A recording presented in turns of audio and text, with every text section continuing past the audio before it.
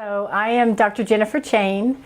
But you can call me Jenny. I'm the science officer for Cellular Therapies at the Oklahoma Blood Institute. And I lead the scientific and technical side of our biodevelopment division, which is responsible for developing cell-based products for immunotherapies and regenerative medicine applications.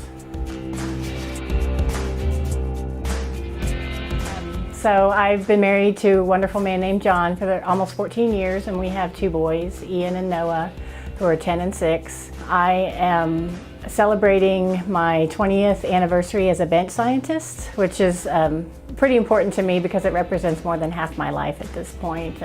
And during that 20 years, I've gathered a lot of skills, technical skills at the bench and research skills, designing experiments. And so I wanted to apply those things to help other scientists and companies. In 2016, I started my own scientific consulting firm. And there I was able to help a lot of clients conduct experiments, design them, do writing projects like grants and marketing documents, and I trained staff. And that was a lot of fun, and that's how I got connected with OBI. And from there, from the work I did with them, they wanted to bring me on as their science officer, and so that's where I am now. So most people are familiar with OBI as their community blood center, or if they're not from Oklahoma, a center similar to OBI. And what we do is we're the donor to patient lifeline. We draw blood from volunteer donors, and then we provide it to hospitals to use for blood transfusions and treatments. And so that's really what most people are familiar with, and that's really our core mission that OBI's been performing for the last 40 years. And the reason why I'm here now is because they wanted to extend that mission, not just to providing transfusible blood products, but to develop products that can be used for cancer therapies and to regenerate tissues, and to help researchers design their products that will lead to better treatments. And so I'm here to help design those products so that they can be used by us and others. When people donate blood or plasma or platelets, their donation goes directly to treat people in the hospital. And that's a really good thing, and that's a really good motivator for people to want to donate so many times. But, one thing that they may not realize, and some do, that then parts of their donation that can't go into people can now go to develop these cancer therapies and these regenerative medicine therapies. And so, we feel like it's our responsibility to serve the community in developing, some cutting edge therapies, and to really be good stewards of what people donate to us. They donate part of themselves and their time. And so what we're developing here is a really good opportunity to be good stewards of what people have given to us as a gift. So I'm not the type of person that likes to do the same thing over and over, which is one of the reasons why I went to graduate school to get my Ph.D. And so at OBI, I wear a lot of hats. My job can be considered partially like an academic professor, a medical science liaison, a product development scientist, a consultant, and a laboratory director. And so I get to do a little bit of that every day. Some days I might spend most of my time writing grants or preparing presentations, and other days I'll do experiments. I'll meet with various staff throughout the organization. I'm on some committees, and so I help them with their projects, the parts that I can contribute to their projects. At least sometime every day I spend reading the scientific literature so that I can learn more about certain immune cell types, how they can be isolated, what their characteristics are that make them useful for cellular therapies, and then maybe how to manufacture them so that they'll work inside the body, and then really also identifying new areas that are unknown, but if they were known, would make a better cell therapy.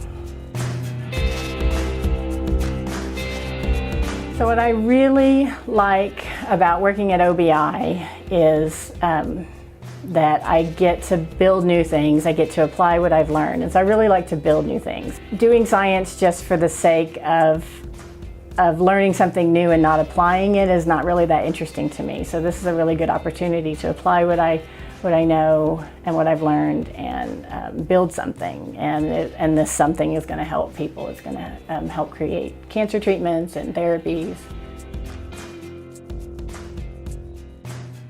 You know, most scientists are introverts. And people don't really understand what that means largely. I mean, 1/3 of the population is introverts, but you know, a lot of people think that it's just being shy or not going to parties or kind of being a snob.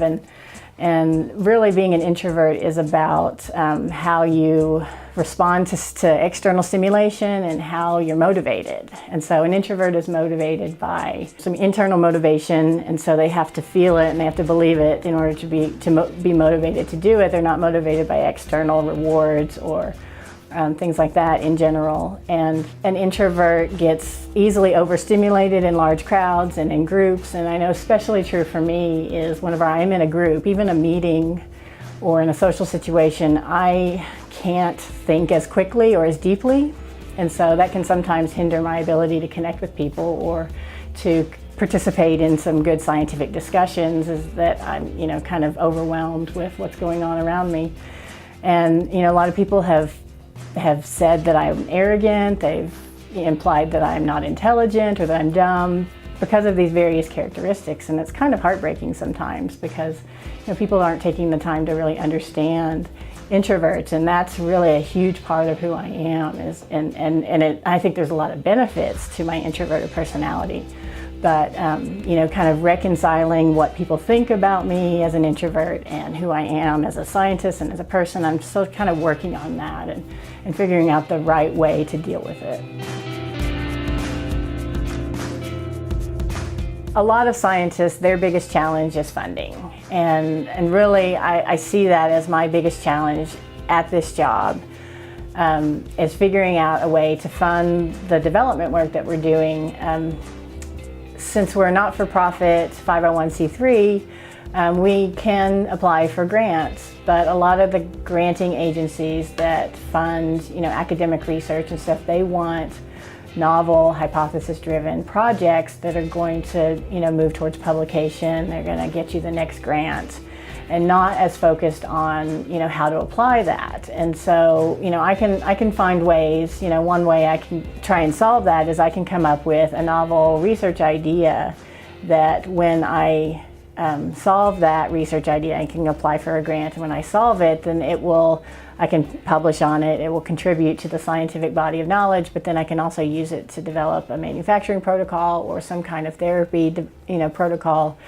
And so that's, you know, one challenge is figuring out a way to get funding from granting agencies. Undergraduate students who are thinking about going into research or some kind of STEM field, or graduate students who are already in there, or postdocs who are, you know, looking at their careers going forward, my best advice is to always be in charge of your own career. And, you know, don't just follow a path that somebody else has laid out for you. Don't follow a path that you think you're supposed to follow because you got, you know, certain types of training, or that other people have laid out, you know, that, you know, your neighbor is not necessarily going to have the same career as you. And so, I mean, something that I feel like I didn't do a great job at early on is I just followed the path that everybody else was following. And it really ended up not being quite right for me. And so I had to pivot, and I had to figure out how to use what I had learned and had developed in a different way. And so that would be my advice, is as early as possible. Always be in charge of your own career, and always be looking for the opportunities that you can take to grow in the direction that you want to grow. So I'm Jenny. If you want to see more awesome interviews like this, go to yesscienceshow.com. Be sure to hit that like button, subscribe, and share it on social media. Bye.